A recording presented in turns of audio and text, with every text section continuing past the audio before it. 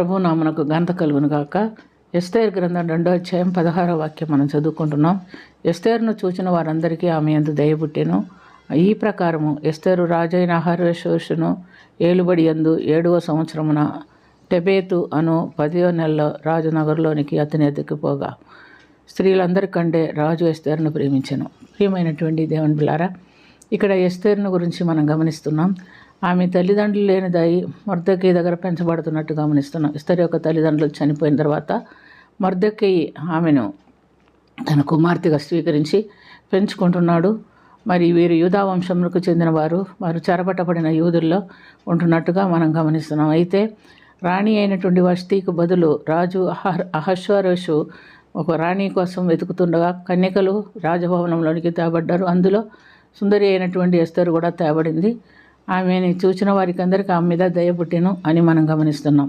మరి స్త్రీలను కాసేటటువంటి హేగే అనేటువంటి షండు ఎస్తేరు మీద ప్రేమ కలిగిన వాడై ఆమెకు అన్ని విధాలైనటువంటి జాగ్రత్తలు చూస్తున్నట్టుగా చూస్తున్నాం. ఆమెకు కూడా ఉండవలసిన మరి కన్యకలను, చెలికెత్తెలను ప్రత్యేకంగా ఆమెకి ఏర్పాటు చేసి రాజభవనంలో ఒక ఉన్నతమైన స్థలంలో ఆమె నుంచి ఆమెకి ఇవ్వవలసినటువంటి వాటిని అన్నింటినీ సప్లై చేస్తూ ప్రేమగా ఆమెను చూసుకుంటున్నట్టుగా చూస్తున్నాం. మరి రాజు ఎత్తుకుపోయేటటువంటి దినం వచ్చింది, ఆ మందు వచ్చింది. వచ్చినప్పుడు ఎస్తేరు మరి హేగే చెప్పినటువంటి ఆ యొక్క అలంకరణ తప్ప మరి ఏ అలంకరణ ఆమె తీసుకోలేదు.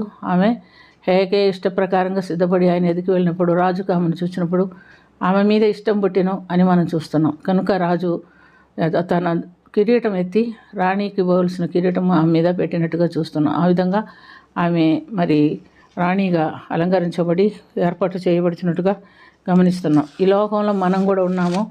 మనం కూడా ఎటువంటి అలంకరణలు కలిగి ఉండాలనేది పేతురు రాసినటువంటి మొదటి పత్రిక 3వ అధ్యాయం 3-6 వరకు మనం చూస్తున్నాం.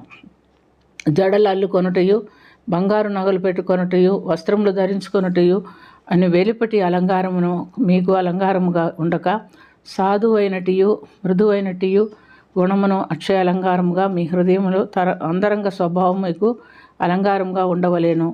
అది దేవుని యొక్క దృష్టికి విలువగలది అని మనం చూస్తున్నాం.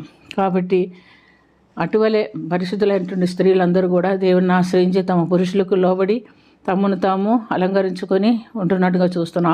ఆ ప్రకారమే సారా అబ్రహామును తన యజమానుడని పిలుచుకొనుచు ఆమెకు లోబడి ఉండినందున ఆమె స్త్రీలందరిలో కూడా ఘనమైందిగా ఎంచబడినట్టుగా మనం గమనిస్తున్నాం. ప్రియమైనటువంటి దేవులారా, ఈ దినం మనం ఏం చేస్తున్నాం? మనం ఎలాంటి అలంకారం కలిగి ఉంటున్నామో వెలుపటి అలంకారానికే మనం ప్రాధాన్యత ఇస్తున్నాం. ఒక్కొక్కరు మరి రెడీ అవ్వాలంటే ఎంతోసేపు అవసరం ఉన్నది. దేవుని సన్నిధికి వెళ్తున్నా కూడా ఎంతో అలంకరించుకొని సిద్ధపడి వెళ్తున్న వారిని మనం చూస్తున్నాం. కానీ దేవుని సన్నిధికి వెళ్ళినప్పుడు మనుషులు చూడవలసిందే కానీ దేవుడు అలంకరణలో చూడడు కదా. దేవుడు ఏ అలంకరణ చూస్తాడు? హృదయ అలంకారమును చూస్తాడు.